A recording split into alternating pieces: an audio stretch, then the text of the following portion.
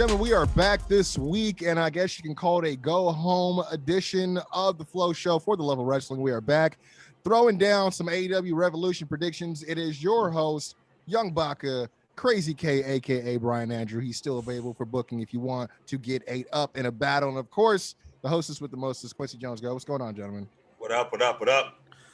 And, and featuring possibly an appearance by Lucifer, right? Because I'm sure.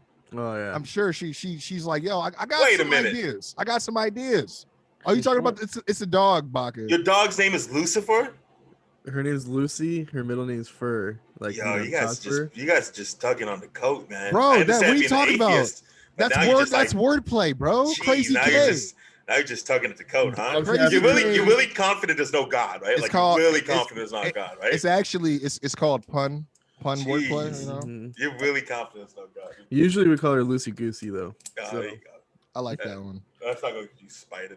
That means she like flies off the seat or Lego has a new album out, and he says, "Man, just how you got the Bible in your house, just like you got the Quran, you need Legonomics." We said, "Hey, Lego, that's where you got to draw the line, dog."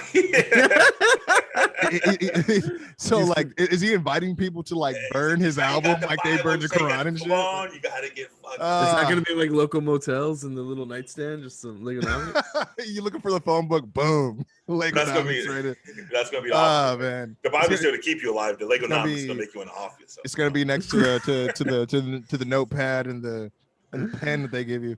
It's interesting because if you go, I've been to Utah a few times. They have the Book of Mormon in theirs, and they don't have the Bible. Yeah. Well, you know, the Mormons, somebody said the Bible is such a good book, they needed a chapter, they needed another one. The Mormons said, I got what you need right here, brother. We write a new chapter every year. Like, yo, have you heard about the story of Mormon? Yeah. Why would you go to Utah? What'd you go to Utah for? I have a friend who lives out there. You have what? He had a friend who lives out there. You look like you'd get down with the Mormon. He had to go to rehab. He had to go to rehab. California, and now he just lives out there. He had to go to rehab to get himself, no longer addicted to caffeine and. You go to at bars in Utah. The bartender's not allowed right? The bartender's not allowed to pour the drink in front of you. They have to go behind the glass and pour the drink. Why is that? And you can only nuts. And you can ask for a Utah double. What's a Utah double? Because you're only allowed one shot, but if you request a double, some bartenders, some not, will give you more. Yeah, so you're not supposed to get double shots.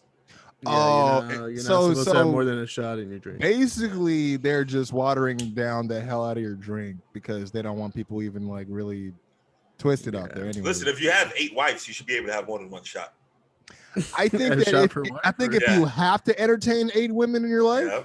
we're about to lose. You know, I will say within the Utah fan base. Within 5 minutes, we've already gotten controversial. That's got to be a new show record. I'm not mad at it though. I know this is a wrestling show, but you saw LeBron shit on the Utah Jazz, Brian. That was pretty dope. Yeah. You thought that was dope? I think it was pretty dope. Honestly, like the best thing. What has Utah Jazz ever done to LeBron James? The number one in the West, he's playing mind games with him. That's what it is. He's like, there was a man that was 7'2", and there was a man that was 6'2", and he says, "I need some height, so I'm going to get the guy that's 6'2", because we don't mess with the Jazz." I loved it, man. I love my. I don't know if you guys know this, but me and LeBron James have a great friendship, and I love the man. I wish we still had the LeBron. I mean, the LeBron hating Baka from like 5-6 years. I love LeBron James, dude. Married to his high school sweetheart, a great father. He's just a class act, man. There's only one thing I don't like about LeBron James. You ready for this? It's a hot take. I don't like that he's trying to claim ownership of Taco Tuesday. Yeah, that's a little because it was one thing when he would say it the way he would say it. Everyone knows about Taco Tuesday, whatever, right? But it was a whole nother thing when you heard news that he was trying to he's trying to copyright it. Okay, I was like, come on, bro. I know this is a wrestling show, but while we're here, and I'll try not to spend time on this. I need to know Baka's take on this. Or before the season started, there's comparisons with LeBron and MJ, which I don't know where you stand on that, but I'm pretty sure you still think MJ's better, right? I think MJ's the greatest basketball player. Okay. I'm with you on that, to be honest. Okay, so LeBron was like, "Hey, make your case for possibly being the best." I don't remember the exact question, but it was it was a comparison question, and he was like, okay, "Well, MJ has 6 rings. I won the 2 toughest championships in NBA." Yeah, maybe. So I would say that being down 3-1 to the Warriors, 100%. I'll give him that. 100%. The bubble though, Yeah, but the Bubba's tough though. He didn't see his family for But it was tough months. for everybody. It was tough for 100%. everybody. It was tough. Dude, Yeah, that's true. It was fucking but, pussy ass Paul George said he had a fucking mental breakdown because he had to live in a hotel for so long. This is not about the tough, bro. Okay, relax. Do you like Paul? Like just me you enjoy Paul George being on your team? Yeah, I do. I'm gonna tell you right now. I don't know. I don't notice him. I'm gonna tell you now. I'm gonna tell you. I don't even notice him. Pussy, but I will tell you this: like correct in 2021. The bubble. Lose your shit. Yeah. Before you lose your shit, let Quincy say what he's gonna say. I was just gonna say with the bubble, bro. Like I feel you, but the bubble was created for everyone basically to be on level playing field. So yeah. There was no home court advantage for anybody. The Lakers did not play a seed higher than 4, and then when they went through the finals, they played a 5th seed. Never played a game 7. Yeah, I know what you're saying, but it might not be one of the toughest championships. It was tough. It might not be the. I'm not gonna say it wasn't tough. Ever, I'm not gonna say it was. You're right. It was the second tough. Is it Michael Jordan flu game tough though? Yeah, I don't. Jordan used to drive to the basket and get clothesline, so it's a little different. I understand. No, real talk. They used to get like I used to watch. I used to love watching him because of how mad he would make everybody. Like he would just like. It, like I said, that's why it's crazy. Like I'll meet people now who didn't watch him play, but they know of his shoes. You know, I never watched the Jordan game live. Really? Okay. Live? No. I watched the Wizards. Live? No, I never got to see him live, but just watching him play, just like being able to like turn on and watch Kobe play. It's like that's why I used to get mad. I'm like, bro, you can't tell me that I'm not taking nothing away from Kobe or you know, this is earlier conversations. You know, I'm not taking away nothing from LBJ, whatever. But I'm like, bro, you're not gonna convince me that they're better than Michael Jordan. And then they always get mad. I'm like, you have to watch him play, bro. You were not in the midst of him playing in his era and his legacy. I'm like, bro, there's no one better in that era. Like, I'm sorry. You know, he's doing a great job with the Hornets right now, too, man. Hornets are doing a great job. I mean, the only other thing I'll say is that Paul George was sarcasm or no? No, he's doing a great job with the Hornets. He's doing pretty good, yeah. Mellow. Yeah, you know, no, the Hornets are actually not doing too bad. I'm not gonna lie. Like, and that's not a team I would usually look out for ever. Yeah, Hornets doing great. I mean, you had like, you know, who like fucking was it Glenn? Yeah, Glenn Rice used to be on there back in the day. Fucking who else I'm thinking of right now? Larry Johnson. Larry Johnson, thank you. I was like, Grandmama, what the fuck is his name, dude? Yeah, man, he chose Terry Rozier. He's killing it, man. Gordon Hayward, everyone thought he paid him way too much money, but he's doing his thing. You know what I'm saying? No, yeah, Hayward getting he's doing a great job, man. And then Melo's just coming along. I think they're good, but like everyone. I mean, I'm glad Melo got saved from Brooklyn, to be honest, but whatever. But you know what? Speaking of Paul George and never ever having the stones to be a wrestler since he can't handle living in a hotel for like weeks and shit. So he almost had a mental breakdown. He almost left. That sounds like some Lars Sullivan type shit. What do you expect from people from Palmdale, man? Oh man. Oh shit. I know you're people basically from Palmdale yourself, dude. What? No, I'm not. He's like, you're like a hill. You grew up like a hill away from them.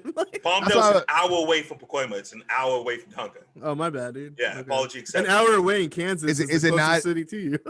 I mean, an hour away in Texas is the next biggest city for sure. Yeah. I mean, true. I mean, having Texas slander on this podcast, dude. Oh yeah, I forgot they're opened all the way up. Yeah. And I know you love it. Mascot. I know you love it. I just love the city of Texas. It has nothing to do with them saying that. Hey, so you're gonna love the city of Texas until someone calls you a word you don't like down there. Is there a city called Texas? The state of Texas. You're right. State of Texas. But anyways, the Masters decree. Let's get into some wrestling. I was gonna say big news. You guys ready? Drum roll. Bobby Lashley has done good. How you feel? I'm excited. I didn't think I was gonna be this happy, but I'm pumped up, man. It's great, man. You know what? I didn't realize that we've only had 3 African American champions, man. And I'm glad you said we only had 2.5, if we're being honest. WWE. Thank you for saying that as well. Yeah. Well, you know what? And Kofi's not African American, right?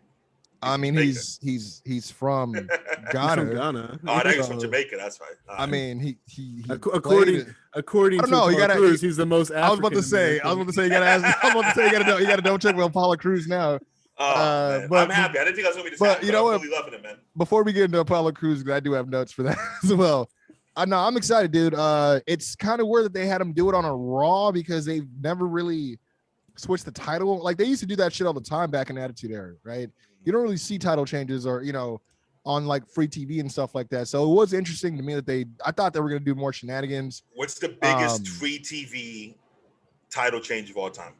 I would say probably Mankind. That's what I was going to say. Mankind. Mankind. That changed everything for WWF, right? Changed everything, man. Yeah, I mean, well, WCW announced that, hey, we already know who won. Everyone tuned over. That was such a dumb move, bro. They didn't lose ever since. And I don't mean to come off like Russo, bro. But yeah, that was like a that was a dumb, like, what do you think? Well, because they were clowning. They were saying, how could you have this guy be a champion? They were simply going based on the fact that they could spoil it. No one's gonna watch it. It's like, all right, but they were making fun of Mankind too. They were saying, why would you have this guy as a champion? WCW 5, that's not anymore. You know? They Eric Bischoff. It's funny that we even bring this up because I was just listening to an interview about it yesterday. Eric Bischoff is the one that made the call. Like someone, like he sent someone out there to Tony Schiavone at ringside and said, hey, when we bring up this Mick Foley thing, we really need you to bury the fuck out of him. I'm not gonna lie to you though. One of my favorite things in the world right now is Eric B from Wyoming. Yes, that is my favorite. Eric B for president is all I say.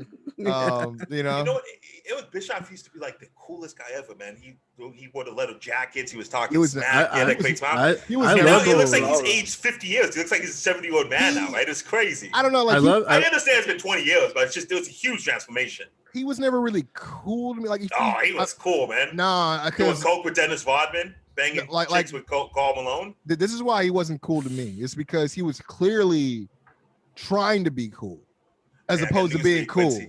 I try to be cool every day. No. See, that's your problem. If you're cool, you're cool. You don't need to try to be cool. With him, it was like Bischoff was cool, man. All I'm saying is like, man, just be cool. He went from a smiling Tom Cruise understudy ass looking ass, and then all of a sudden he's like, you know what? I like motorcycles now because I saw Hulk Hogan have one. You know what? I'm gonna start wearing a leather jacket now because all the boys are wearing leather jackets. You know what? Actually, I'm gonna book myself into the NWO, even though it doesn't make sense that they just powerbombed me off a fucking stage like 2 weeks before. Like it reeks of him just trying to be cool with the boys. You know what I mean? That's what happens when there's too much people making those decisions. And that's one thing I'm scared about AEW. You have all those guys making the calls, and you have a little kid that's trying to keep up. But they separated kind of by division. Which I think is who's in charge of the women's division? Necessary. We know that's Kenny Omega. Nah, good job, Kenny Flomega. Is he still doing that? I don't know. He was doing that.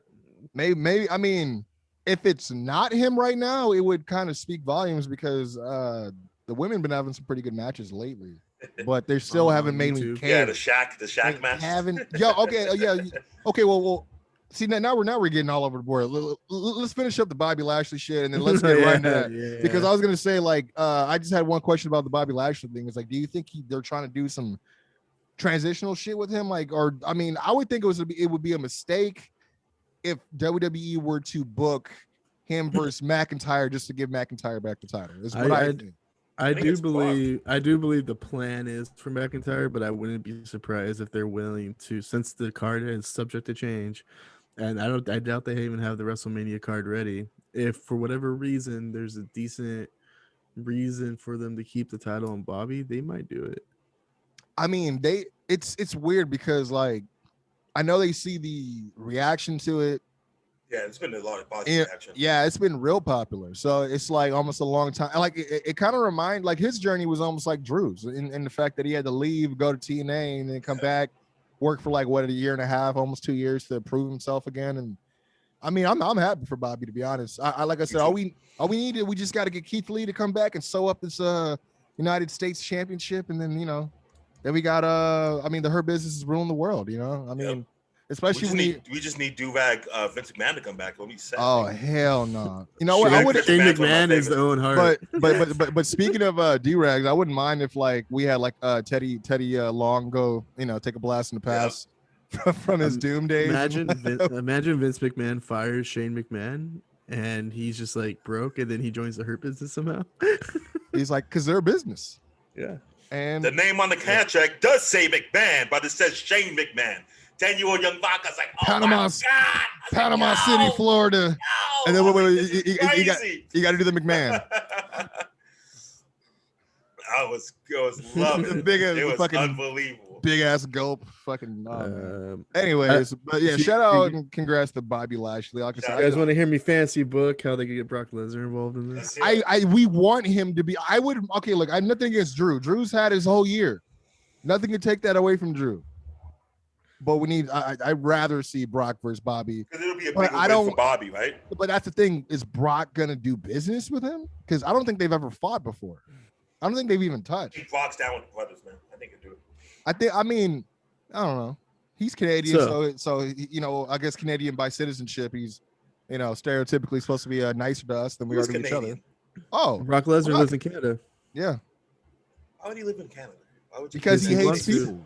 He's like, you know what? Well, you could live in Wyoming by yourself. He could, yeah. He's like, I mean, when you think about it, it's like on the other side of like Canada is like what, North Dakota? Where isn't he from North Dakota or something like that? He's from North Dakota, right? So the only thing that I could see keeping Brock would be some kind of travel restriction. You know, I could also see him not wanting to do shit though. I mean, when you think about it, like he's such a higher caliber, like he's treated such more like a higher caliber like star. I could see him just like, dude, I don't even have to, like he doesn't have to show up. Like he's like probably not even fucking with it because he's like, fuck COVID. I don't give a fuck. But I'm sure he like enjoys wrestling. Not all the time, but once in a while. It's been a minute since he's been in the ring. I do think he likes getting a paycheck. Yeah, 100%. And you ever seen Brock Lesnar's daughter? Yeah. This poor chick. I feel so bad for her, man. She looks just like her dad. Saying she came out looking more like Sable? Or? So what are you saying? Like you got a problem against genetics, young Baka? Yeah. I feel bad for her, man. Okay. I mean, so you know, what's her name? Is it like Brooke Lesnar? That'd be hilarious. That'd be hilarious. You know what? I shouldn't say that because if she wants to be a wrestler, they're probably gonna call her that shit. Oh, looks just like him, right? Yeah, like it's crazy, dude. Like even down to like the hair, like the color of hair too. Like if she were to shave the hair on the side, she'd look like a young Brock. It's like Joanna, man, dude. Oh, that's okay. You went far. You went far. Let's not be mean, all right? Yeah. There's that new UFC guy, not the UFC, but the guy from UCF football that joined who looks like Brock Lesnar. And the kid. Oh yeah. That's somebody's son, right? That's not his son. No. You're talking about for the one of the guys that just signed. Yeah, he's in a performance center. Yeah, because I saw Paul Heyman actually was putting him over because I guess he's like he gave him like Brock vibes. But no, you're talking about Rick Steiner's son. Rick Steiner's son also. Yeah, he just signed too, right? Yeah, craziness. But congrats to Bobby Lashley, Black Excellence, and shout out because I was like coming to the realization. I was like, we got Sasha and Bianca in one of the main events. I don't want to say one of the main events, but one of the top tier matches for WrestleMania in terms of the Royal Rumble winner. And then you got Bobby Lashley going against somebody. I'm like, yo, I don't think we've had two people of color in like two of the bigger matches for Mania. Like, how mad would you be if you dropped that Fastlane? Who's that? Bobby Lashley. Yes. I'd be mad because I mean, there's nobody he should be dropping it to right now. I mean, it's people might not watch WrestleMania if they just all right. I think people will watch WrestleMania. I think this is getting people somewhat excited for Raw.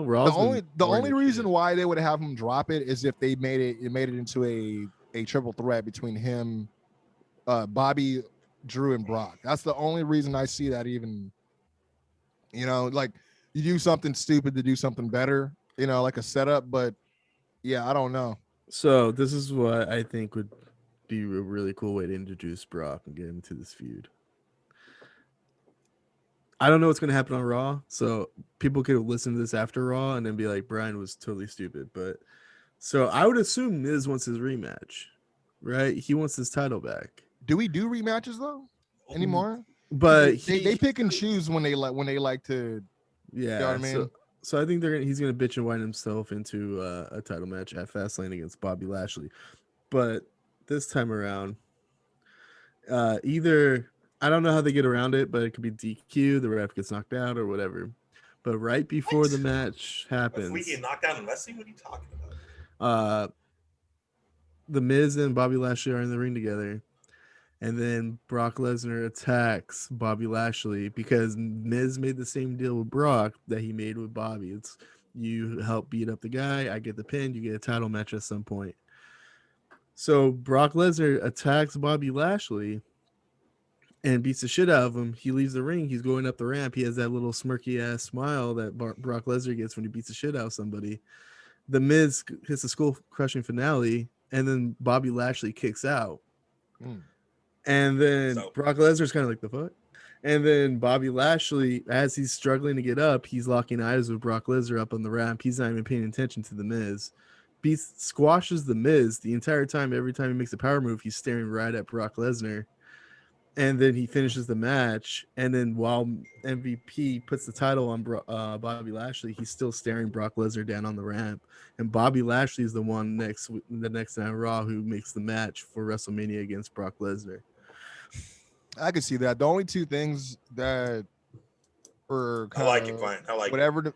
The only thing is like I don't see the Miz getting a rematch only because he technically he already had the rematch that same night. Remember, he had the match and then he fucking just did the count out finish, and then he got forced to fucking defend it again, like at the end. But he didn't lose it. I like that your wife's looking at you in bed saying, man, he's probably thinking about other women, and you're fantasy booking Brock Lesnar and Bobby Lashley. yeah, of course. How do I get us to WrestleMania? I mean, the only other thing I was like, I like it a lot because of the fact that Bobby doesn't lose in that scenario. The only other thing is I don't see the Miz being able to will and deal with Brock Lesnar because more times than not, Brock Lesnar just shows up and he's automatically in the title picture because he's Brock Lesnar. Play it, man. But I like it though. I like it better than whatever the hell they're thinking about doing right now. Because you know what whatever they follow through with in general. Well, that's the thing is like or as far as like between now and Fastlane before Mania, it's just one of those things where sometimes these guys get so over their head, like trying to like they overbook shit going into like the year before. With the whole thing with Charlotte and Ronda and Becky, they overbooked the shit out of that, and it was like I don't know. I enjoyed it, man. Well, that one segment when they would get I was invested, gonna say that one segment. I was gonna say that's the only thing everyone talks about. Is that one segment? Yeah. This goes back to me saying that the WrestleMania season could be pretty boring because there was like 12 weeks in between Rumble and WrestleMania or something like that. Maybe I'm over exaggerating. Maybe it was just like 7 or 8. It sounds about right. Yeah. But only 2 to 3 weeks were actually really good. The rest were actually really lame and stupid and didn't make any sense. Like the final week, we should have never had Charlotte in that. That's the problem. I wouldn't. Yeah, it was weird that they forced her into that match, and it was just I'm with Brian. It was one of those things where like, you know, like you just like trying to get into it, but you see that they're doing. I don't know. It was like so many moving parts for not. It was like unnecessary. Some of it was unnecessary. It seemed more like they were just trying to. Well, you know what? We got 12 weeks out, so we got to put something on to keep. You know what I mean? It was like, well, we're here, but we got 12 weeks of Mania. We just got to keep booking them every week. You know what I mean? And try to figure out how we're going to make it entertaining. And more times than not, they weren't, you know, really successful in that regard. But that, like you said, that segment, besides the weird crucifix pin that everyone always gives Ronda shit for being, you know, knowing she was going to lose and boo-boo facing, as they call it. Yeah. Basically no selling. But you know what? Yeah, that was no selling, right? So you're saying that wasn't an accident? You're saying she no sold it? All I'm saying is I've never seen anybody who's wrestled as long as someone like Becky Lynch. Like, how can you watch that? Yeah, she's been wrestling since 14, right? Because when you think about it, even in the move, is like you're putting their weight on their shoulders. So it's like, yo, you're doing the most to not be on your shoulders right now when I'm stacking you up. I don't know. I mean, I agree. To be honest, it should have never been Ronda Rousey taking the pin in that match.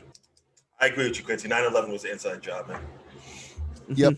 And you know, there was explosives with the Pentagon before the plane hit, all that good stuff. It's weird, man. But you know what? Speaking of why wouldn't you want Rousey to get the pin? Right. Well, it makes sense that she wouldn't take the pin because then it opens up. Then you just keep going. Well, but it's WrestleMania. If you're building up to something, you're building up to WrestleMania. Yeah, if she doesn't take the pin to WrestleMania, she never takes a pin. So I'll rephrase. It's not that I would have booked her not to get pinned because I don't give a shit about her. But in terms of WrestleMania season and how they book her, in terms of her stock in the company, how they like to present her, I wouldn't have had her lose because it doesn't make sense. If you're gonna make it a triple threat match, let Charlotte eat the pin. Well, also though, but if they had the foresight to know that she was not going to be coming back all this time, then yeah, make her take the pin. Yeah, but I really do believe they eventually thought she was going to come back and have a match, and then you can have had the storyline like you never beat me. I mean, when you think about, I mean, I'm pretty sure she's still doing probably some physical training or something like that. Not necessarily with wrestling, but I mean, it's been almost 2-3 years. It's about I enjoyed Ronda Rousey, man. I believe it's the match. It's 2 WrestleManias later, right? Yeah.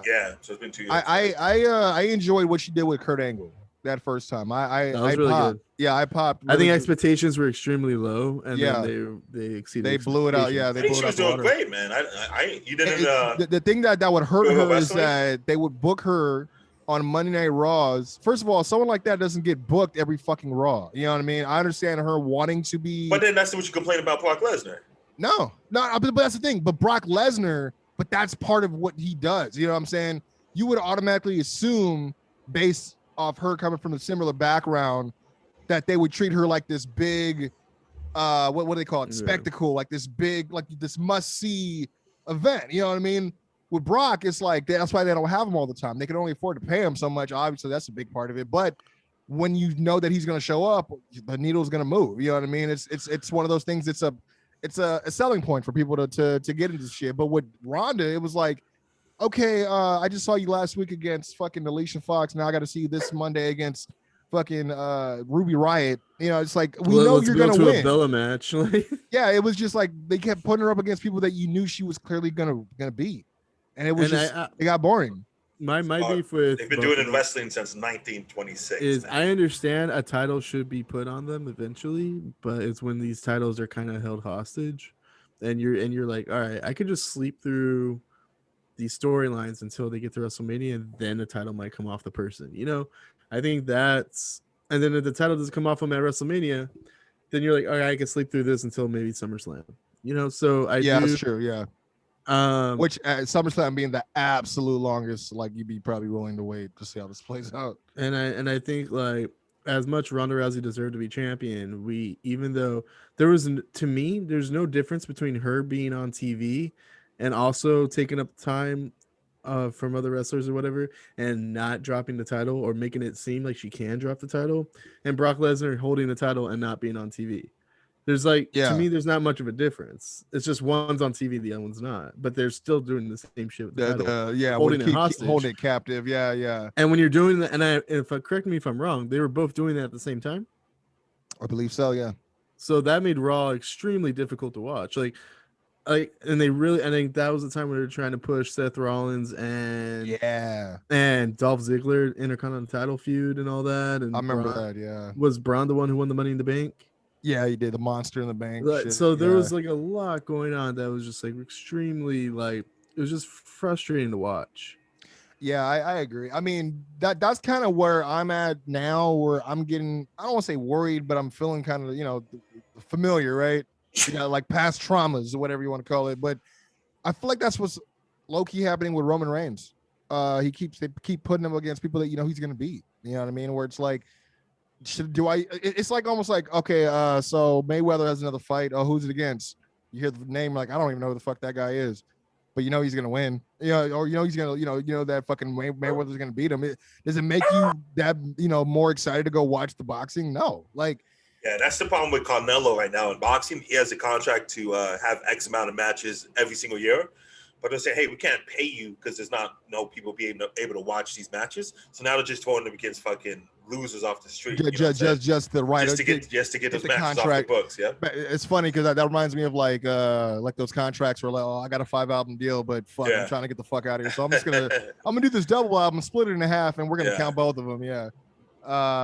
Well, let me ask you guys. I'm gonna change the subject matter real quick. Still wrestling, but I thought it was worth bringing up. You guys heard this? I guess it's much more than a rumor now, but NXT planning on moving to Tuesday nights now.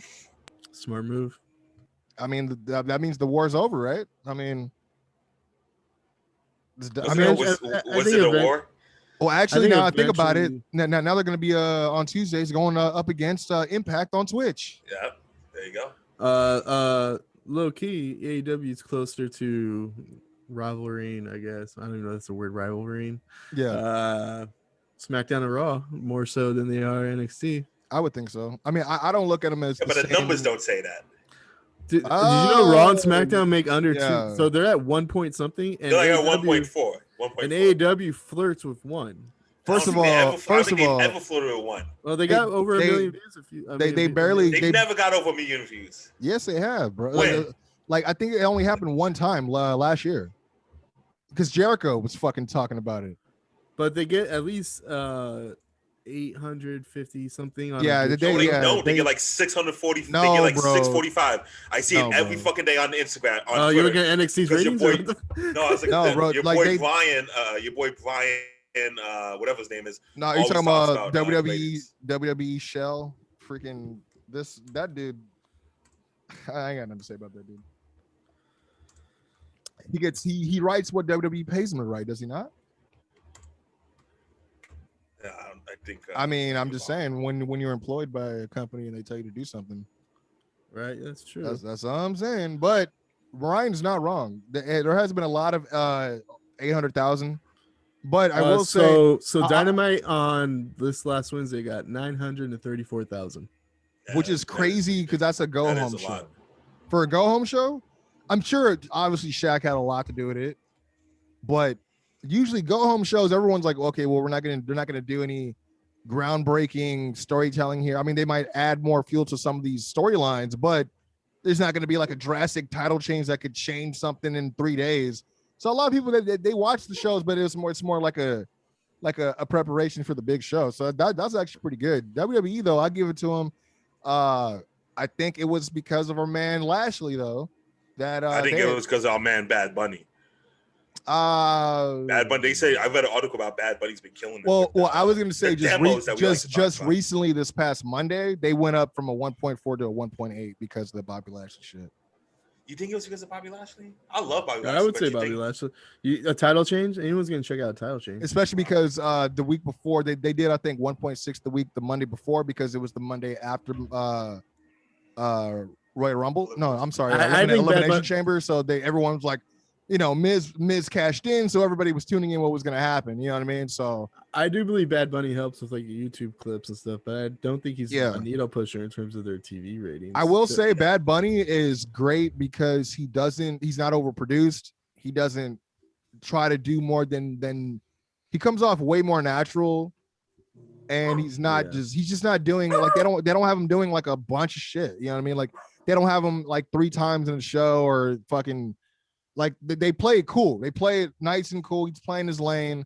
I think if it got to a point where people felt like he was stealing, I don't want to say stealing, but taking screen time from other people that could use it, that's when you'll hear the fucking IWC. I think if they were booking a one-on-one match for Bad Bunny at WrestleMania, we would be a little frustrated because that could be somebody else's spot. But Damian Priest is kind of riding this wave with him, so we're kind of okay with it. But he's going to have a match at WrestleMania. I'm just trying to figure out where this is going to go. Is it him and Elias now, or what? I mean, I don't know if you guys saw on Monday they had this whole thing with Elias and Jackson Riker. The leader of the Third Reich. I think that fuck it. I think if for whatever reason the Miz and Morrison, like I think they wanted to flirt with them, kind of being in the title picture just in case something happens. I do believe that they wanted to set up Elias just in case, but Elias could just be a fast lane feud on the way to Mania. Very true. One thing I haven't heard about in terms of WrestleMania either, though, which is weird because usually everyone, this is around the time shit starts heating up. They haven't been doing shit with the New Day, and they're like Raw Tag Champions. Like they've been fucking. They've been. Know they were tag champions. Huh? They've been doing this. I did not know that either. but you know what I'm saying. But you wouldn't even remember if because they only show them when they're fighting fucking Retribution, and nobody gives a fuck, dude. They legitimately had the tag. Like Kofi Kingston went into the Elimination Chamber match, and he had the tag title on him. Don't do the. Oh no, I'm sorry. It's her business. You're right. They be. Okay. Yeah. You're right. Now that I remember, I'm like they were. They all look alike, Quincy. They all look alike. Actually, that's Michael Cole who continues to call Kofi fucking Xavier and shit, and just like, God damn it. Dude. The best is when Jim Ross had the WWE champion Kenny Omega. Yeah, that was great. Come on home, JR. Come on home. Or actually, what's better than that is when like a couple months already on the job, he calls Jake Hager, Jack Swagger. Yeah.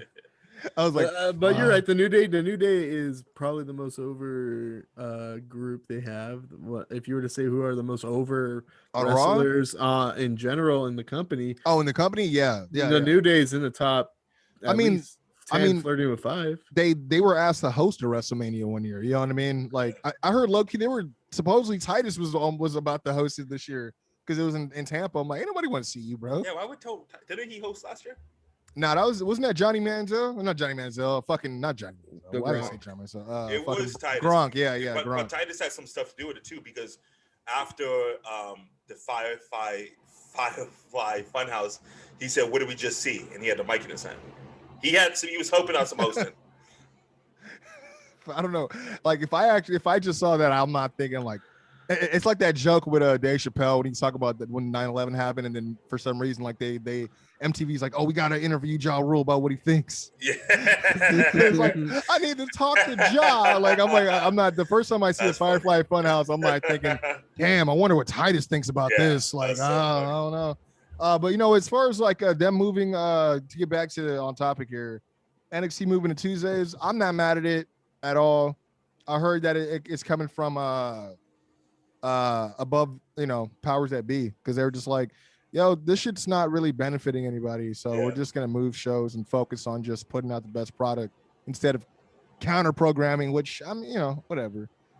I mean, I guess does this count as a white flag in the in the pro wrestling history books?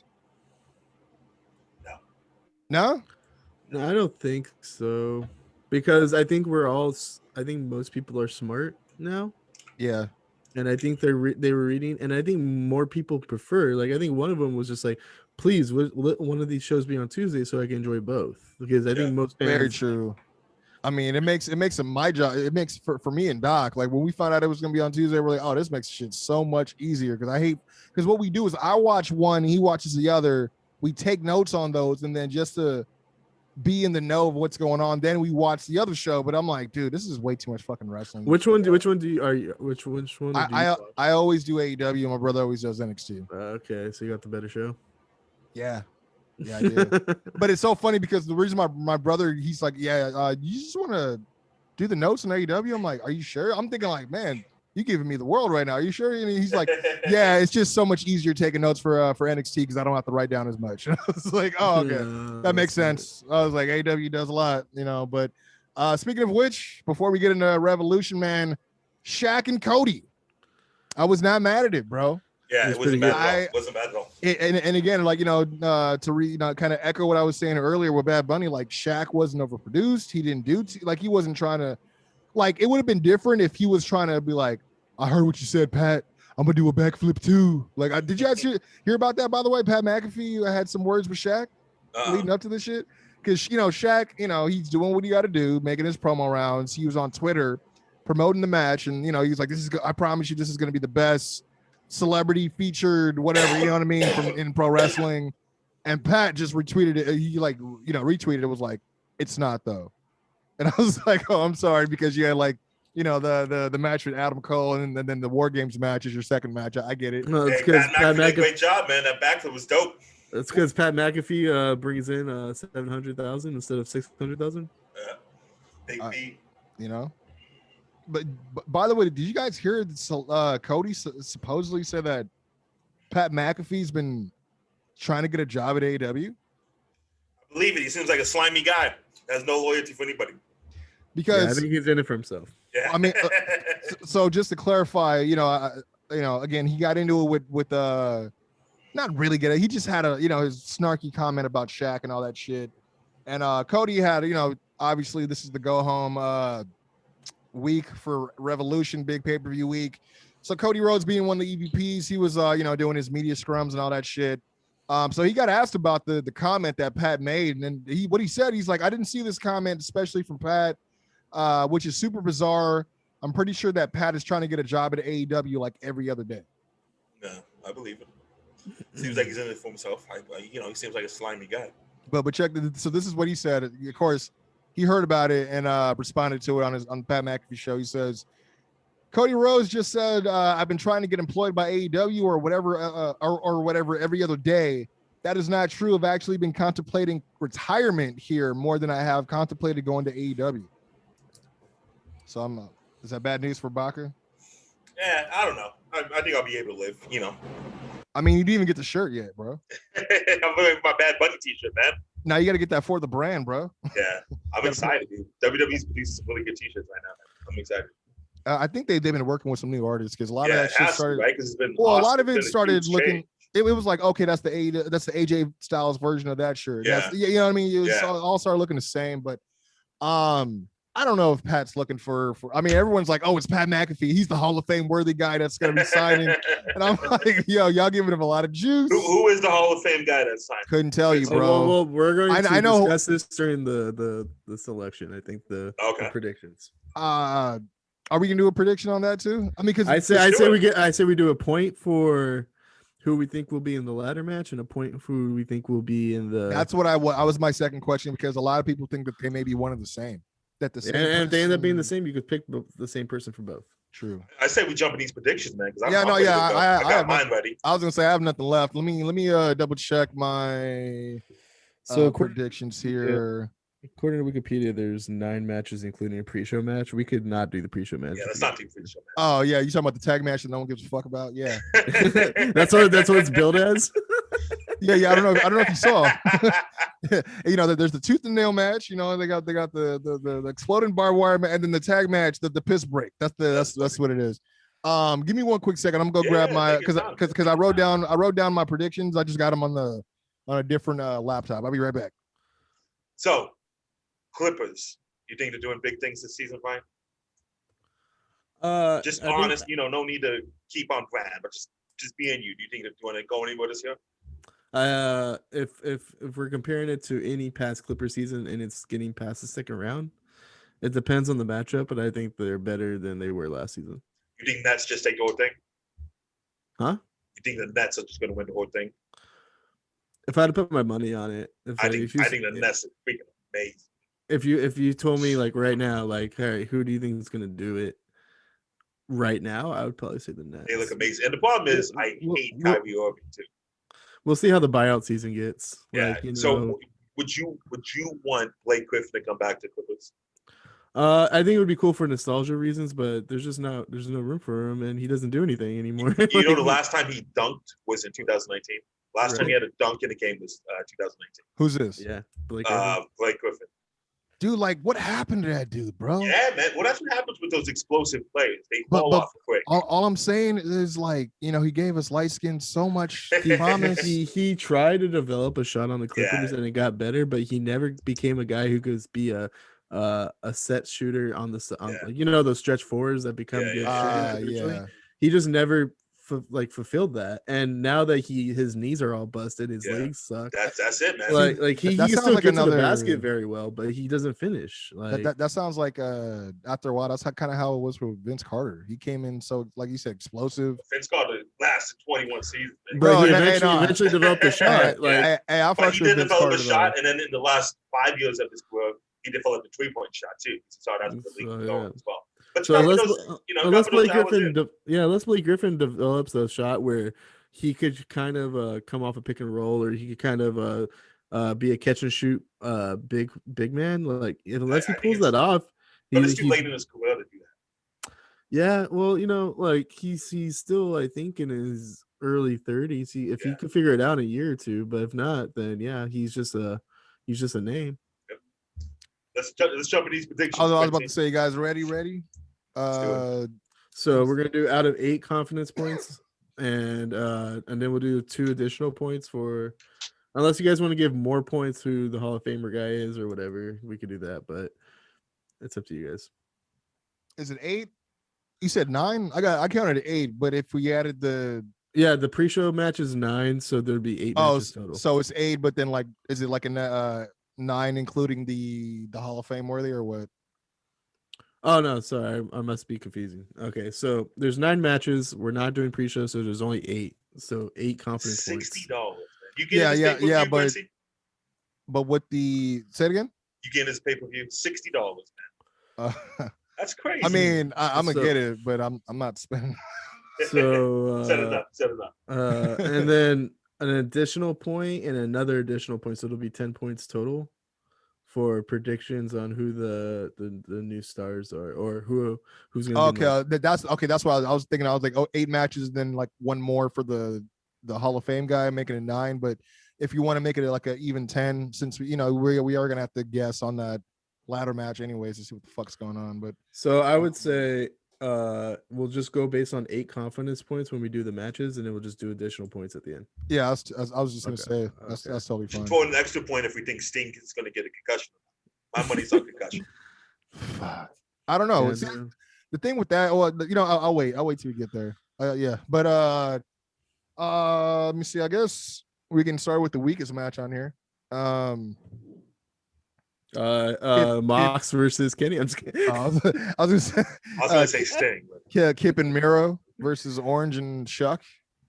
So I'll be honest with you, like I kind of fast forward through a lot of clips sometimes in wrestling just because I don't feel like I have time to watch the full 2 to 3 hours of everything. So where is Trent in all this? He got hurt about a month ago. He's out for like 5 months with like a tricep tear or some shit. So it's a real injury.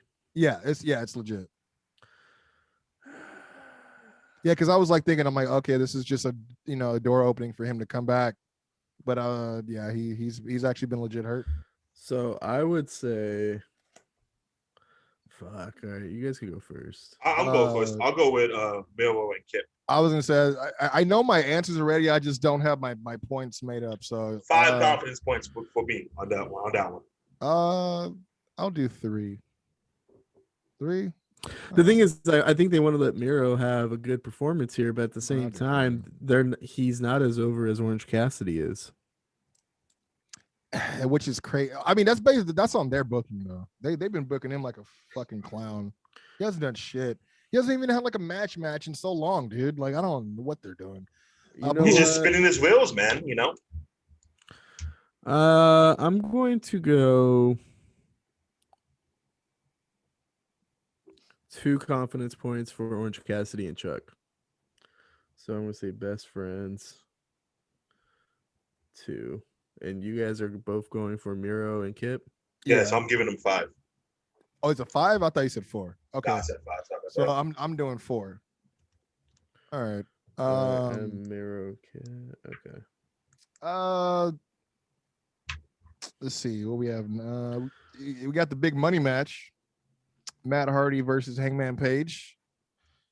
Yeah, I go with Hangman Page at that one because I see there's no way that why does it benefit Matt Hardy to win this as opposed to Hangman Page? A few days ago, Matt Hardy actually was betting odds wise was a favorite to win. Yeah, I'm going with Hangman Page. I've watched enough wrestling to know that. I'm going with Hangman Page as well. I'll do 3 points. I'll keep it cool. I'll give that one 6. 6? Yep. Yeah, the only thing I was thinking of, because I don't know if you remember that there's a stipulation where the winner gets like 100% of the first quarter profits and all that shit. So do you think that could get like Hangman like extremely drunk for the next quarter of wrestling? Or? Well, what I'm hoping it's not going to do the losers earnings for the first quarter of 20. Yeah, I'm hoping that they're not going to turn him into the AEW version of Cameron Grimes if he hits it big. You know what I'm saying? That makes sense. I don't know. I just think Hangman would just be cool. Like, yeah, I got money. But the thing is, like, who do we think this storyline would benefit the most leaving it? And I feel like it would be Matt Hardy losing his money, right?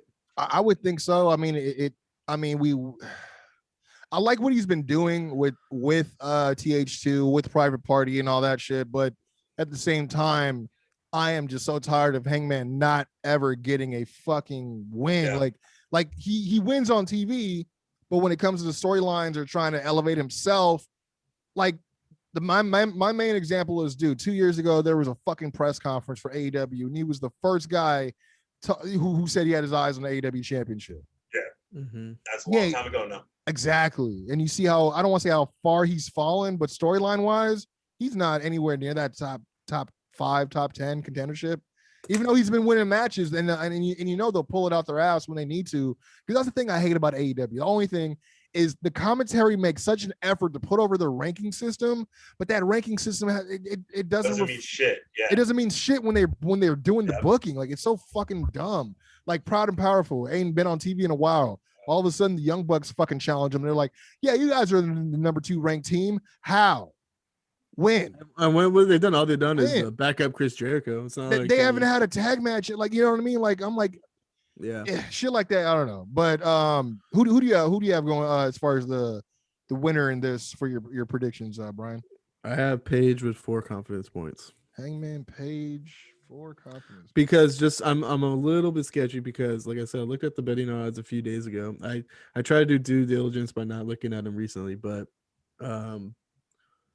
they had Matt Hardy winning, or they had Matt Hardy favored to win, and I'm wondering if it's because they wanted to maybe build Adam Page down a little bit, so eventually when he faces Kenny Omega, it's like a rising story. But you can still do that from this point because it's not like Page is kind of in limbo anyways. So, and the thing is, like, I don't know if I want that match at all out anymore because I feel like that might mean Kenny Omega and whatever he's doing with his title reigns is going to fall too short. I think Kenny deserves like a year-long title reign himself too. I would say at least 6 months. I mean, so I don't know if I want Page at all out. Maybe by Full Gear. But so I'm gonna say Page with 4 confidence points. But if you asked me 2 weeks ago, Page over Matt Hardy, this probably could have got like 7 or 8 confidence points. But for some reason, those betting odds were a little weird to me. I mean, when it comes to the Hardy Boys, I'm sure it's surprising for him to be like, "Yo, people like me." Right? It's crazy what happens when Jeff's not here. No. Next match. What was your guys' confidence points? Sorry. Oh, I'm sorry. 6. I did 3. 3, 6. Okay. Again, I'm just going by what I think is whatever.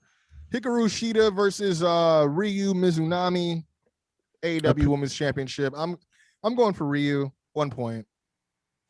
Okay. I'm not gonna lie to you. Apparently, this had a backstory, which would have been nice if this tournament ended a lot sooner, so they could build this backstory. But all between those two. Yeah, I didn't even know that. Yeah, I mean, it was weird. Like, that's why on Thursday I was like, what was that whole thing with her holding hands and then her blasting her with a forearm and then, all right, now you hit me. I'm like, what are they doing right now? I didn't understand. I was like, this looks like some insider shit that they did back in the day or something that no one else knows about. You know what I mean? Right. But yeah, I'm going for Mizunami. 1 point. I'm gonna go Shida with 5. Yeah, I'll do Shida for 1 point as well. Shida for 1. You said I'm you trying said to 5. Yeah, I'm trying to save my 1 point for one of these bullshit fucking matches. Like 12 people in it. That's why I was like, I'll give the women's match a 1 and save my 2 points for something else. Let me see. Hikaru Shida. All right. You said how many points? You said 1? Baka? 1 point for me, yes, sir. And then 5 points. Okay. Next we got the Casino Battle Royale. The only thing I got to say about this is tricky is from the teams that were advertised on the actual promo art during the show, next to the teams that were coming out at the very end of the show, there were some teams that weren't even on the fucking flyer that were jumping into this thing. I need to see who's gonna be in this match. I mean, Bear Country, Private Party, Stu Grayson and Evil Uno, Alex Reynolds and John Silver. Fucking Proud of I say Proud and Powerful already? No. Proud and Powerful, Butcher and Blade, Top Flight, Pac and Phoenix. And there was a few, like I said, as far as the other teams that came out, yeah, like Varsity Blondes, SCU was in there. Is Doc and Quincy? No, I was gonna say is Doc Gallows and and Machine Anderson, Gun in it? Are they no, but they didn't say that they wouldn't be either. You know what I'm saying? So they kind of left it open-ended like that. Where like that's what I'm saying. Like they had like only like 6 teams advertised on the actual promo. But there watch was this, guys. Watch this hot take, man. Pac and Phoenix have the most star out of anybody in that Casino Battle Royale. That's not a hot take. That's the obvious Young choice. Bach, and this is the hot take. Young Bach is paying 9 points that they're going to win. 9 points. There's only 8. There's only 8 available. I want to do 8 points that they're going to win. 8 points. He's like, and I'm putting up we're not doing the pre-show. That's my bad. 8 points they're going to win. Boom. Yeah, I mean the only reason why I'm going for Private Party just because I'm hoping for. I want to see. You're hoping that's the issue. You got to go with smart. I'm smoking the hopium, as they say. Yeah. I'm gonna go Private Party, even though I know. I mean, because I had the same conversation with my brother and Mark McFly. They're both very convinced it's Pocket Phoenix based on, they had that squash match. Like they beat 2 guys in like under a minute. Like it was just for what, But I think like they're just put together because they announced Pentagon already for the other match. If Pentagon was not announced for the other match, this would have been Pentagon and Phoenix, and they would rather have the Lucha Bros. He must be still stuck in Mexico because even though they've announced him, he's not been on TV for this shit. They opened up a store in California. It's called what, like Lucha, and he was there. Yeah. So he's in the country. It's a wrestling store. Yeah, it's actually I'm supposed to be going with Doc. It's across the street from That's whoa. His wife. His wife knows this dope. I think she's she does a makeup art. I forgot what she does. But she's like across the street and shit. We were supposed to go over there. That sounds fun. Good for you, Vincent. Hope you get some nice foundation. So that sounds like a lot of fun. Man. I want to go. I want to go. Let's do this. What's the store? I feel like parking is going to be fucking trash. Especially because it's in the center of LA. You gotta live your life, Quincy. You gotta live your life. No. I tell you one thing. I live my life, but one thing I will not fucking battle ever in life is parking in fucking downtown LA, bro. Yeah, I hate downtown LA traffic, bro. Because does anybody know the name of the store? It's like Lucha. It's Lucha something. Lucha. Because I thought it was the Mass Republic guys, but it was something. It sounds close to that. I just can't. Oh, you know what? I actually do have the name. Let me. Y'all keep talking amongst yourselves. I'm just gonna find this fucking. Because I forgot my. Okay, so Private Party. How many points? Oh shit. I'll give it 2. Doesn't mean that this team's gonna win the titles, So yeah, it's just a number one contendership. That's why I was like, they could. I mean, it'd be cool to see who else they can get the most out of in these tag matches if they were going to give people chances and shit. But we'll see how it goes, man. What about you, Buck? Can you? I know you're. I know who it's not, by the way. I know that. Said what it is.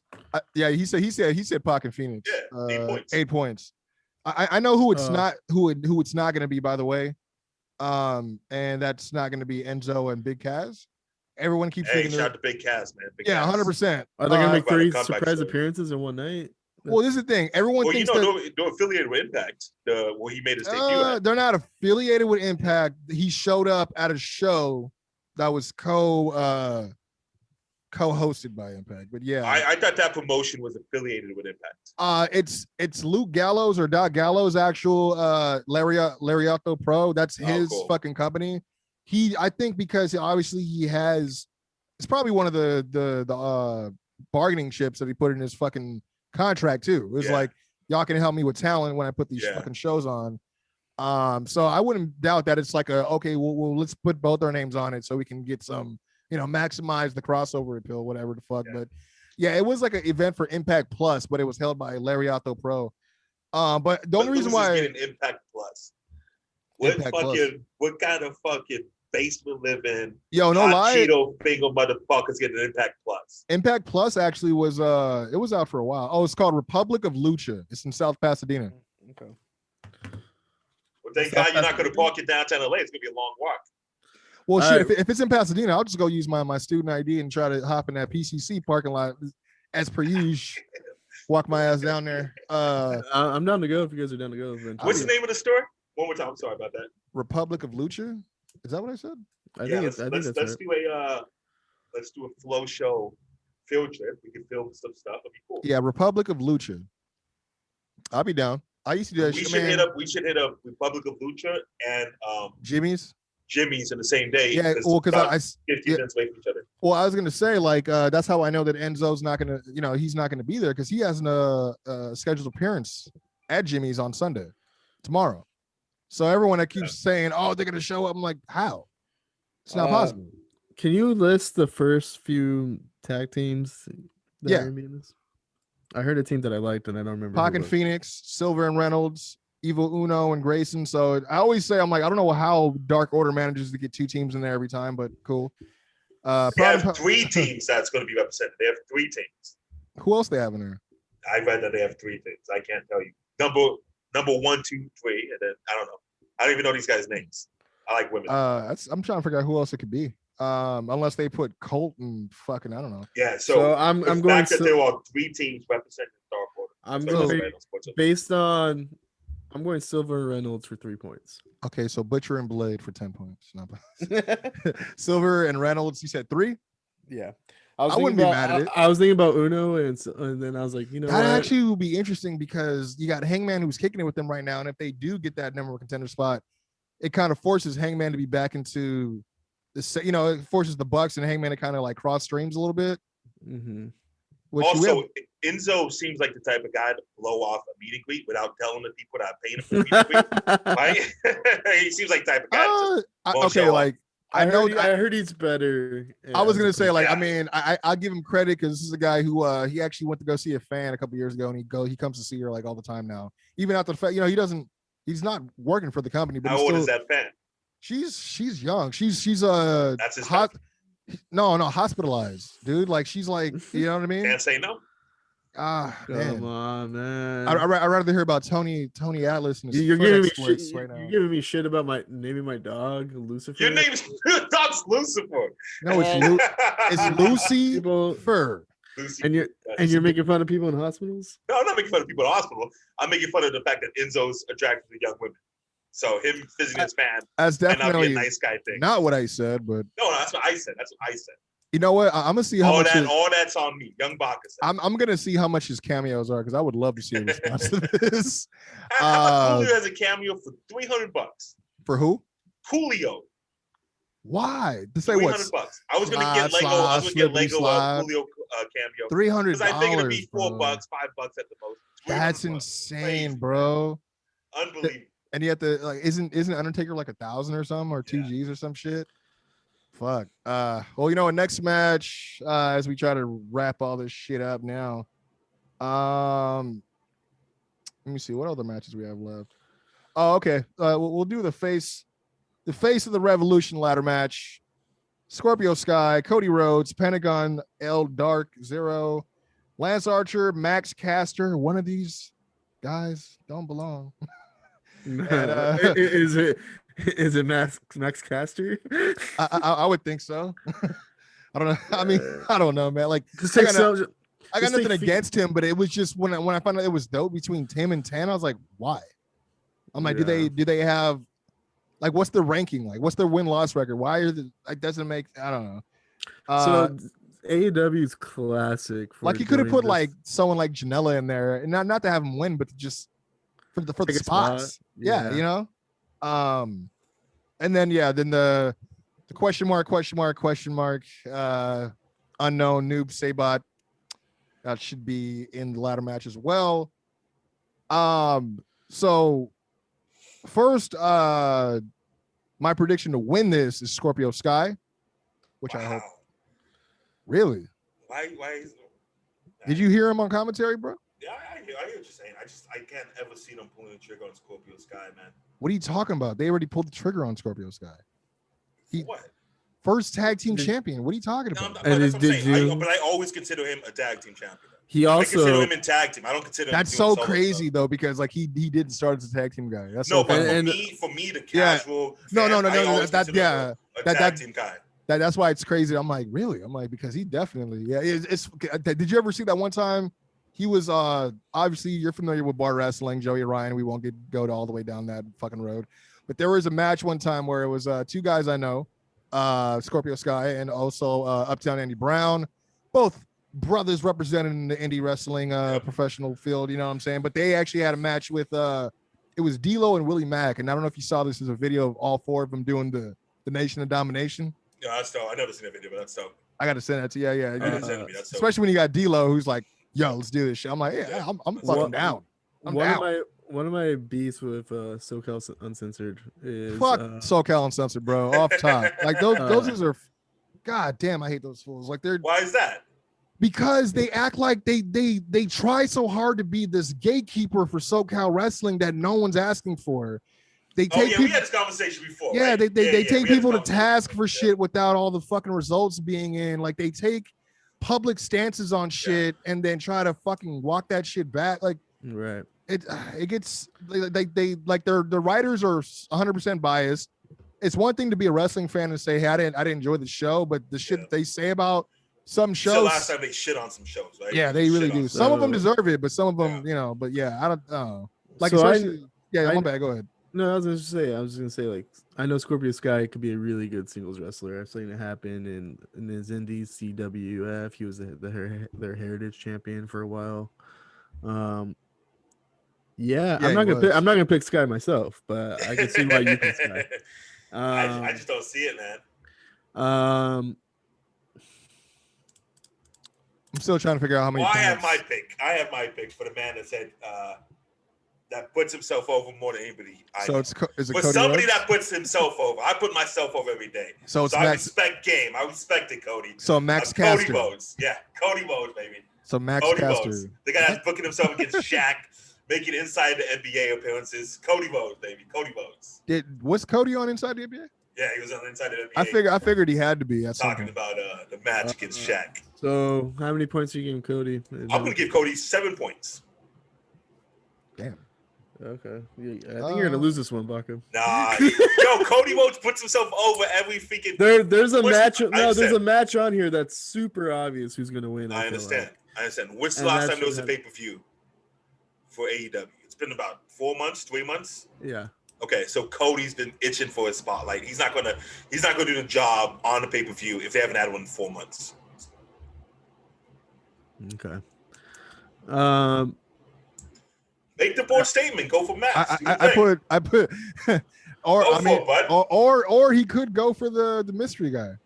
My reasoning for not going for him is because I would like to think that they're not going to book the same Brian Cage angle that they just did. What I was gonna say originally. I was gonna say, like, the AEW has this issue of getting the fans excited for a person and then having them lose the title match that they earned.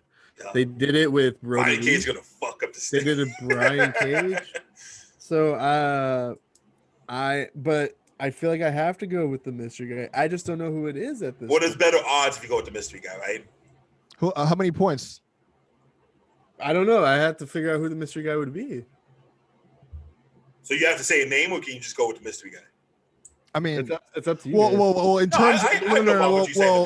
terms of who he's picking to win, we'll do the mystery guy for now. But I think we're supposed to do an additional point to see who our guesses are. Okay, and then who I pick as that point later, when I decide that, I'll fill in who this person is. Okay. So I'm gonna go mystery guy. Put question marks for now, and I'm just gonna go 1 point. Sweet. 1 point. Okay. And this was... Even though Pentagon and Lance Archer look like really good options. See, the only reason I'm not picking Lance Archer because he's already had a shot at the TNT Championship already.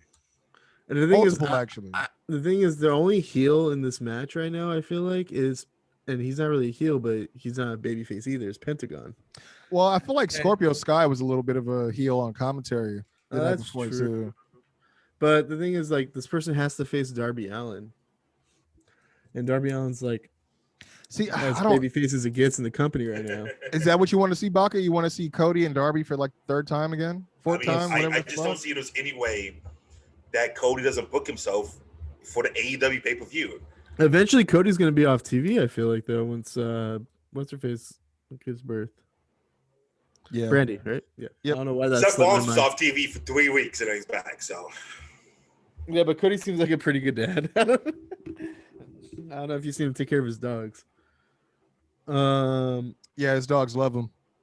Yeah, I'm gonna go mystery guy for 1 point, and then I'll fill in later. And then the guy I filled in later has to win the match too. So I'm gonna make that point. So she's only about 3 months pregnant, right? I don't know.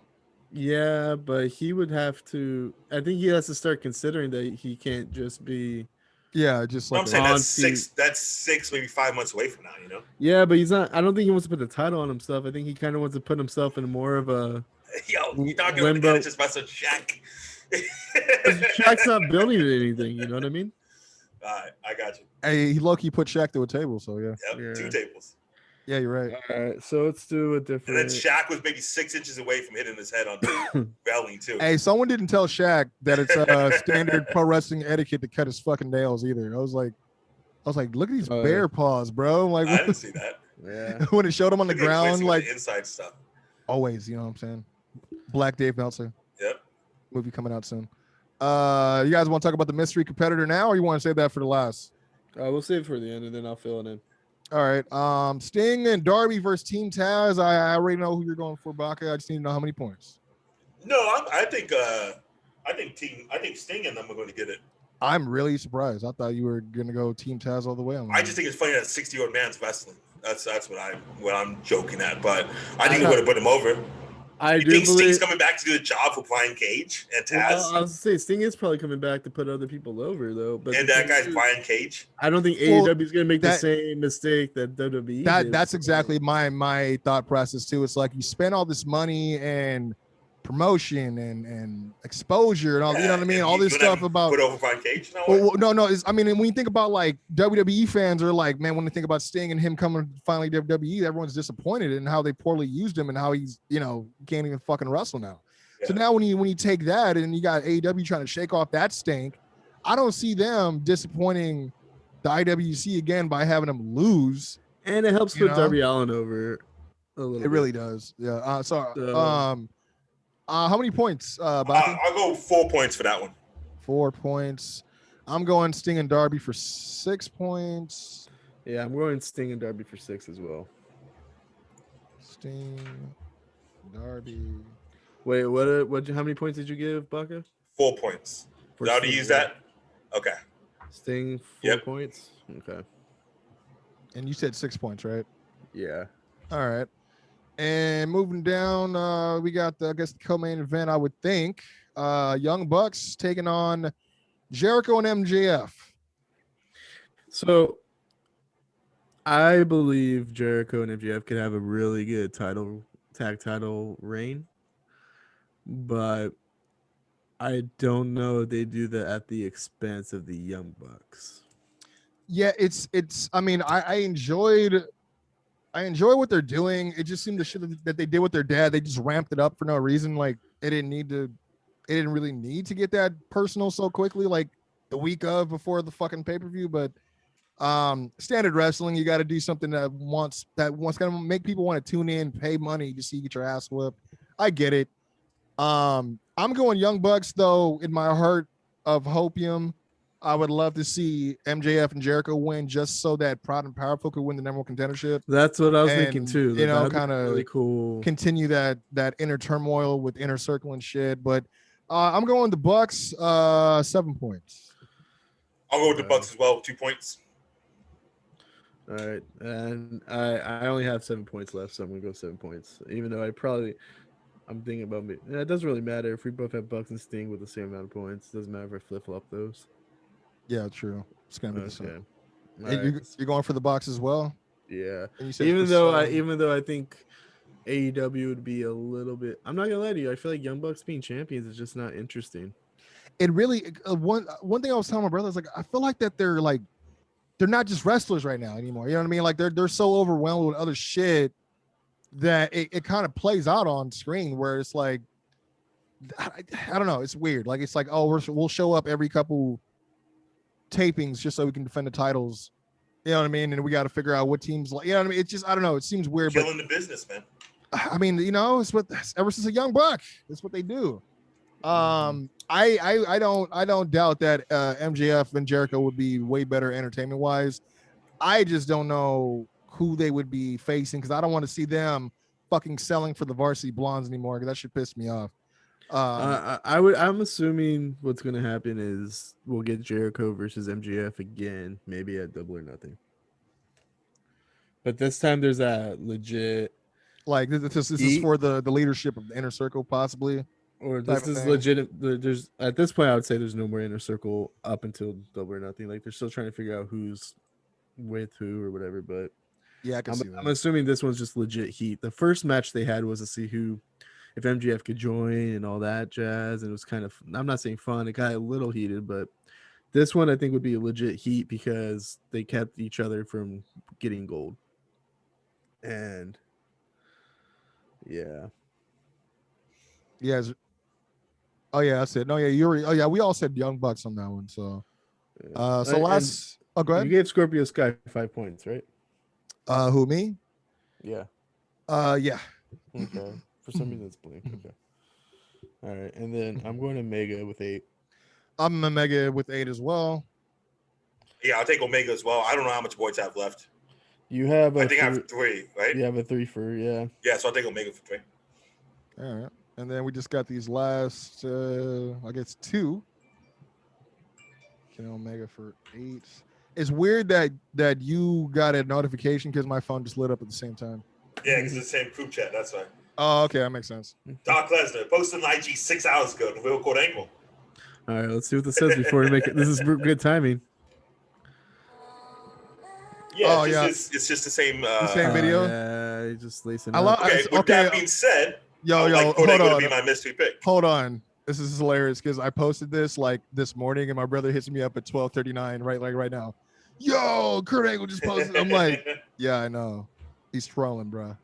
I don't think so, man. I mean, who else would trolling, it be? Bro? If I'm Kurt Angle, and dude, like that just for my own self-preservation, like I'm not gonna tell anybody that shit.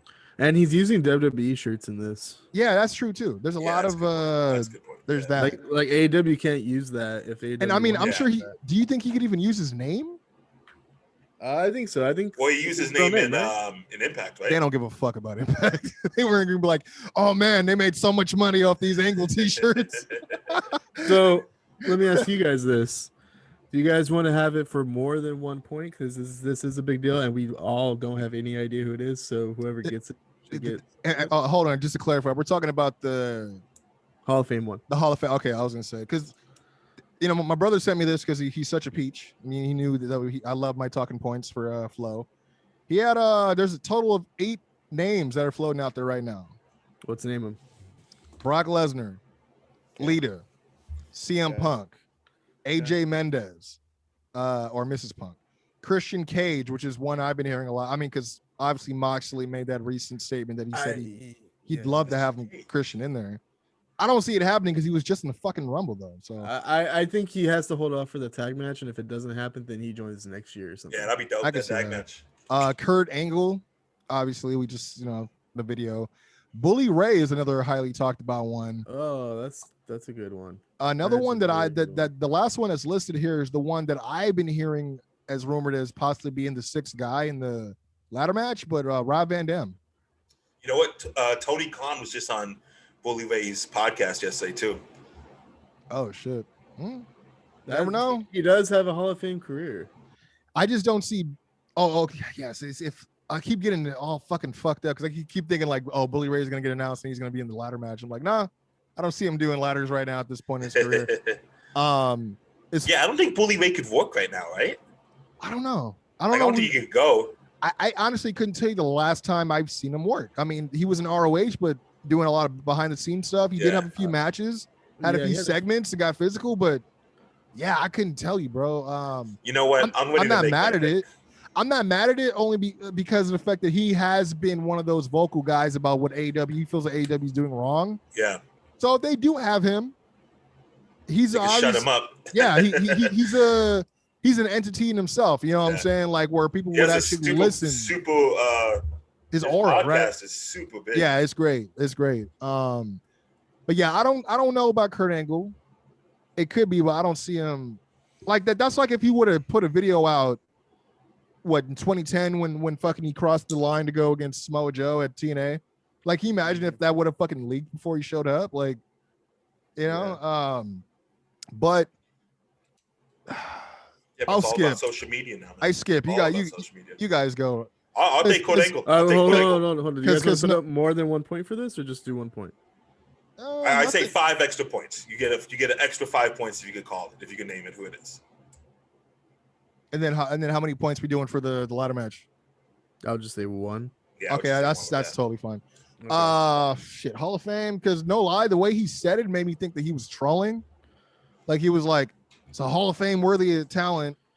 and it's not who you think it is. And I'm thinking like, it's you. Like you're just trolling, like you're trolling everybody because you're like Hall of Fame worthy because I'll never be in the Hall of Fame now. Like, you know what I mean? But then Tony Khan actually confirmed earlier today that it's not Paul White. So, and I still think Paul White gets in the Hall of Fame someday. But a lot of people, believe it or not, people are saying Batista as another name. Can you believe that? Yeah. I don't see Batista in the. He had so much negative things to say about AEW. And he just when it first started. He said, all I want is the match against Triple H, and I'm retiring. Give me what I want. That's what I wanted. Thank you for your service. Give it to me. Give it to me now. Yes. I'm gonna go. I mean, not that it has to be one of the 8 names that I named, but I think it might be Rob Van Dam. Okay. Yeah, I'm still going with Kurt Angle. What you doing, Brian? Take your time. A part of me does think like I find it really weird that Christian has not been involved more with what's going on TV on WWE. I was thinking that too, but I didn't know if they thought that they were just going to be rehashing the same shit that they did with Randy and Drew and all that shit. But I don't know. Because what threw me off was when they were doing the Edge angle last week, not this week, but the one last week. He's like, "Hey, I thought the Fastlane match was gonna be me and Daniel Bryan versus Roman and Jay." And in my head, I'm like, why would the WWE book that and not Edge and Christian? Yeah, it was weird how they even like came to the ear. I'm like, why? Like, why would we do that? And that makes me feel like Christian came back to the Rumble, thought he got this hug with Edge, and he maybe thought he was gonna be on TV, and then kind of like the Big Show situation, they're like, no, we don't need you. And then he was like, well, fuck that. Like, I don't know how many more matches or how many more years I have in me, so I'm gonna go to AEW. You know, there's no way he passes up that tag team reunion match, right? But what if the WWE told him that we're not interested? It's weird though. Yeah, WWE. You think they wouldn't be? Damn, that'd be a huge missed opportunity, I think. But you're right. WWE doesn't have a big interest in tag teams, right? No, Vince doesn't have a big interest in tag teams. I would think just the timing of the fact that Edge is even back, he's healthy. Christian's even healthy. I mean, the fact that I saw him in the Rumble, I was worried. I'm like, yo, this dude's taking bumps in the Rumble right now. Like, and the thing is, we just want him to have the one-up. It's not that we want. Yeah, we don't need a whole. We don't need like 3 more rivalries. Speak for yourself. Huh? I mean, like, I think I would pop if Christian was like, well, Edge, I'm gonna need that one more match. You know, I mean, everybody will. But I'm like, am I interested to see like a whole reign from Christian? No, I think. Yeah, we don't need them to hold the tag titles for a long time. Unless like Edge loses and then they do like a summer tag team title feud. That would be really dope too. But I'm totally satisfied if they just were like, hey, we're going to do it at Fastlane tag championship because Edge has other things going on too. Because there is a lot of singles matches with Edge we want as well. So. Are you pulling the trigger? You going with Christian? No, I think doing a lot of talking, not no committed. I definitely want to change my pick though. Give me what I want. I'm gonna change my pick though. Who's your pick? While Brian thinks about for another 20 minutes. Because when I was thinking about it, I was like, well, I don't know who. If I pick Rob Van Dam for this, I don't know who I pick for the ladder match. And if it's, I mean, I don't know. To be honest, I don't know. Well, they could be one in the same. Yeah, they could, but that's not what I'm willing to bet on. I'm willing to bet. Is there any injured wrestlers on AEW who stepped away and should be coming back anytime soon? I can't think of any on top of my head. Gotta give me a name. What are you picking? It's Trent. No. Well, I was gonna think like that might be who they pick for AEW. Which I mean, I know, but you're thinking, who's the Hall of Famer that's coming back? That's what I want. Tony loves Trent, so I wouldn't doubt if he was in the ladder match. But as far as like the Hall of, that's the thing. People are like, does Hall of Famer necessarily mean this, and that, or did they just, you know? I just think it has to be a career person. Like yeah. So that's why, which is why I want to change my pick. I'm gonna pick Billy Ray. And then pick Rob Van Dam for the ladder match. Because the only other person that I could think of that they would try to even put in there. You know, Billy made us a podcast 3 times a week. Yeah. So does Pat McAfee. No, I'm just playing. I don't know how many times. That's just a big commitment. But you know, I do a podcast 2 times a week. So, you know, I'm one, you know, it's cool. I'm saying that's a big commitment for a guy, you know. All right, you know, but to work once a week. Yeah. I don't think this is how they would debut this person. But I feel like This is unbelievable. I just don't know, because the thing is, like, every name we You say, didn't even have to think about your marriage this long.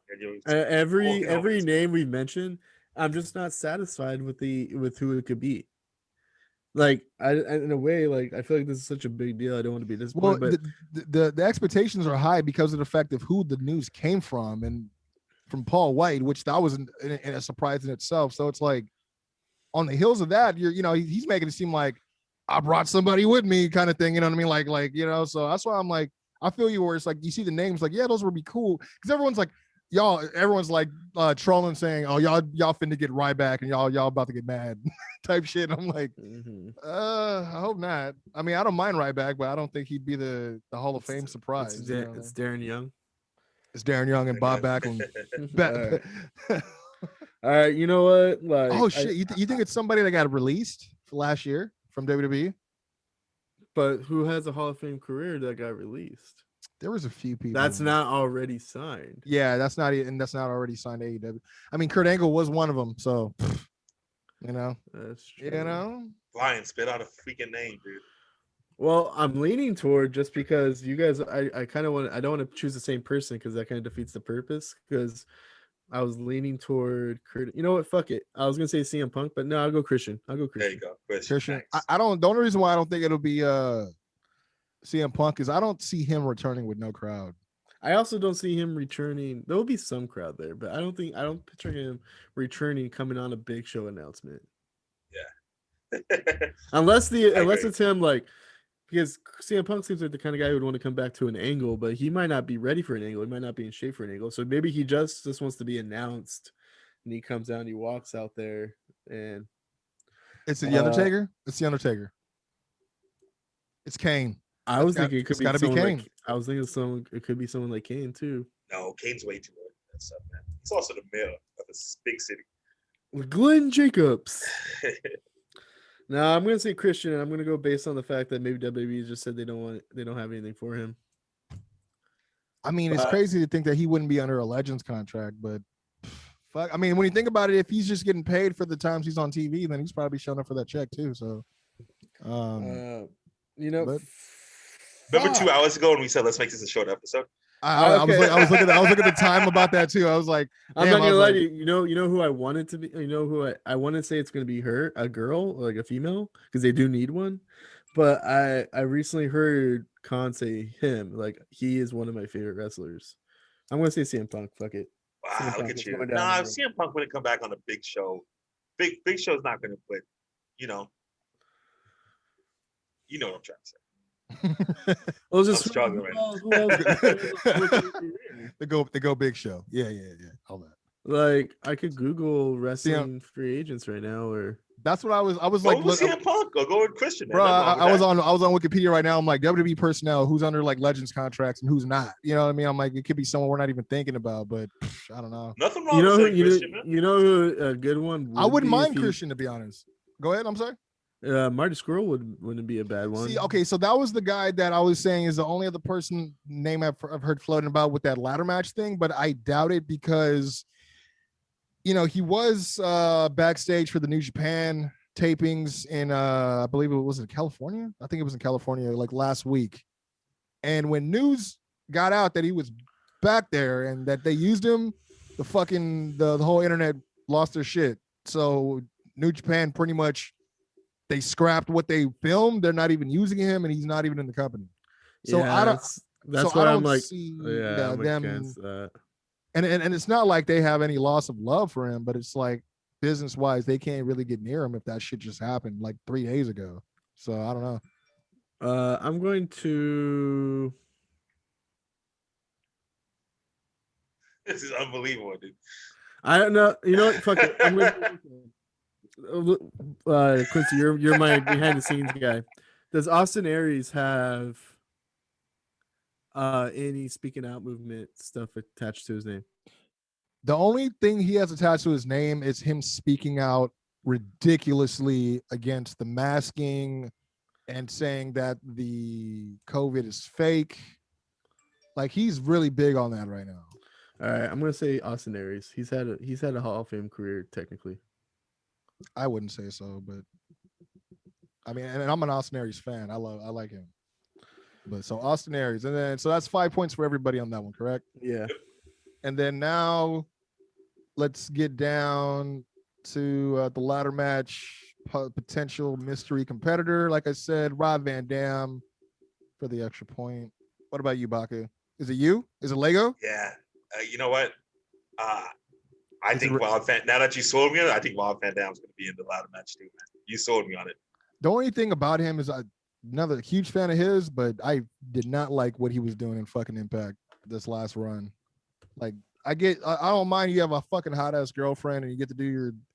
Oh, he's doing like sex scenes and stuff like that. Yeah, right? it just like I was like, bro, like coming from doing all this innovative shit, and this is what you're doing to collect a check. Like, bro, go do an OnlyFans, bro. Go have an IG. Like, fuck it. Like, but anyway, so you're saying Rob Van Dam as well? I'm saying it as well, man. I hate to take your pick, but you sold me on it. Fine, you needed another 20 minutes. You ready to go? No, I'm gonna go with TJP. There you go. Oh, okay. See, oh fuck, now I'm fucking. Now you fucked me up because it could be someone from Impact. That is a good point too. It could not even be a free agent. It could just be someone from Impact that comes over. My original pick a few minutes ago was probably gonna be Sammy Guevara because he's been off TV for a bit, and this would be a good spot to bring him back in. If Tony was like, he's one of my favorite wrestlers, but he sure knows how to cause a shitstorm in media. But I love him. You're like, oh, that's Sammy. That's Sammy. I could see Sammy being part of it, especially because they always said that he hasn't been back.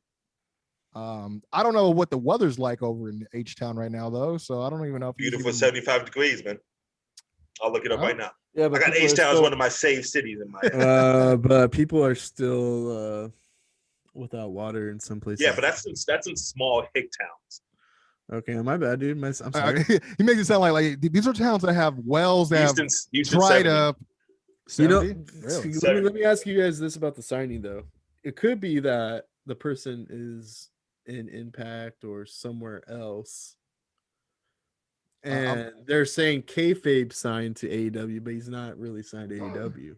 I mean, I hate to be a dick, but there's nobody currently signed under Impact right now that would have a Hall of Fame worthy. I mean, the only other person that you could even try to say Willie Mack is Ken Shamrock, and Ken Shamrock is not even. Ken Shamrock should not even be wrestling right now. Yeah. What about he looks so horrible in the ring. What about Rhino or Tommy Dreamer? Rhino would be cool. Tommy Dreamer, I want him the furthest away from AEW. I don't have no love lost for Tommy, but like, bro, after you book a murder mystery angle, that's dope in wrestling, bro. Like, nah, man. What about Eric Young? He's not Hall of Fame worthy either. What about Nick Aldis? Nick Aldis would be dope. But especially because they got obviously Billy's been working with Tony on the NWA stuff a little bit. And you know what? NWA has on March 26th, NWA is going back on TV too. I was hoping because I was like, yo, these dudes got to be losing money right now. You know what I mean? Oh, you know who? Well, they were really impacted by the pandemic. That's what I know momentum. This one wouldn't be a good one, but I could see X-Pac said he wants to get back in the ring this year. X-Pac's badass way. I mean, he's a Hall of Famer. Yeah, he is a Hall of Famer. He is technically, but he's not a solo Hall of Famer. I don't. He is a Hall of Famer though. He's not coming over. It's not him because him and Scott Hall do a lot of work with Performance Center. So I don't know if he's like officially. That's a good idea. You know what? I'm changing mine. I'm changing mine. He's like, guys, this is how. What? You got Scott Hall and X-Pac at the Performance Center? You're like, so if you guys want to take a quick, if you guys want to learn about microdosing and somas, I really appreciate Triple H's loyalty to his friends, but sometimes he's got to cut the cord, Yeah, sometimes his friends. Sometimes he's got to train the bond. You'd be like, yo, oh yeah, my friend runs the joint. Like, nah, don't go that way.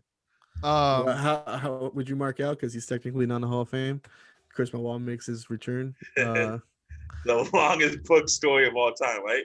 Honestly, bro, if they were longest angle of all time. If they kayfabe brother, yeah. Oh, that's horrible. Fucking, if they brought his son in, that'd be interesting because I know he's been backstage. That poor guy looks just like him, man. He does, but you know what's crazy is he had an interview where they asked him, they're like, okay, so he's interested in getting into wrestling and he wants to be known as Chris Benoit Jr.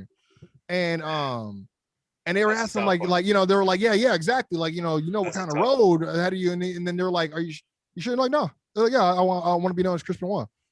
And they're like, really? And like, and it was really like 20, right? It was like really surprising that people were like really like, and maybe he feels like he's putting this responsibility on himself to try to help save that name. You know what I mean? Because he knows who his dad was. But that's a lot. That's a lot to put on yourself. You know what I mean? Yep. That's like being one of the Von Erichs. There's a reason there's no kids named Adolf no more. You know what? I'm going to change mine to Okada. Oh. Wow. I forgot that was another name that went out there. So Okada. I think he's still New Japan, but I think they could kayfabe that he's with the AEW. Well, that's the thing. Didn't they say it was someone that was signing for a quote unquote multi-year? Like they said it was like this huge, like, I don't know. Okada got them ducats though. He makes the money fall from the sky. I know you. He's got a Hall of Fame worthy career, but he's in New Japan. He's a big enough name that everyone who's watching AEW knows who he is. Like, all right, I think we should end the podcast before you change your mind again, because you keep talking and you keep selling yourself on different names. So I think that's it. I think we end the podcast. It's gonna be Jake Hager. Wait, he ain't doing nothing actually. He could be in the ladder match if he wanted, I guess. It's just these. If Jake ended up being TNT champion, that would be a good look for him. Yeah, I wouldn't be mad. I think that it seems like it's perfect for him, right? I mean, him being an actual fighter, they like to promote that realism and shit. Yeah, that'd be kind of cool. But so that's it, man. Predictions. I think that's it, right? 10. Well, we could do another 10 hour, another hour. Nope, 5, Hall of Fame movie. 4, come back. 3, 2. Voting's closing. All right, we're done. We're good. We're great. Mine's going to Texas later. So, what else? I was thinking maybe Dean Malenko going to step back in the ring. So the thing is, I was thinking like when you said the Legends, I was like, well, Dean Malenko got let go. I'm like, oh, he's already signed. I'm like, he's just in the back. Yeah, he's just in the back of AEW. So I'm like, all right. Yeah, those are predictions, man. I guess we'll have to figure out who's walking away, the true champion or the new champion. I'm excited to get my title back, man. We'll see. You're not going to do it. You're not going to do it. Kenny Omega getting 3 points.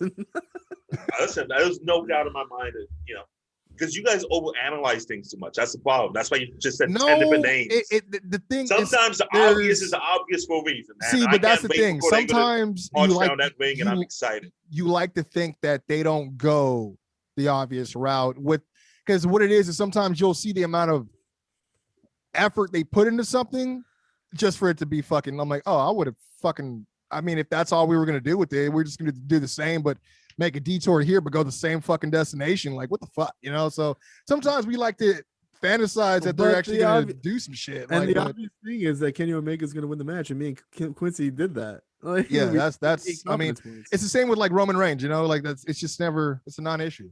We like maybe in 2 pay-per-views we can start considering the fact that Kenny Omega is going to drop that title. But see, the thing is, they haven't developed anyone in line to be able to be a threat to him right now. So and to throw it out there, we know Jon Moxley's probably going to leave soon, and even if he doesn't, we know Jon Moxley's not going to get the title back. So why is he going to leave soon?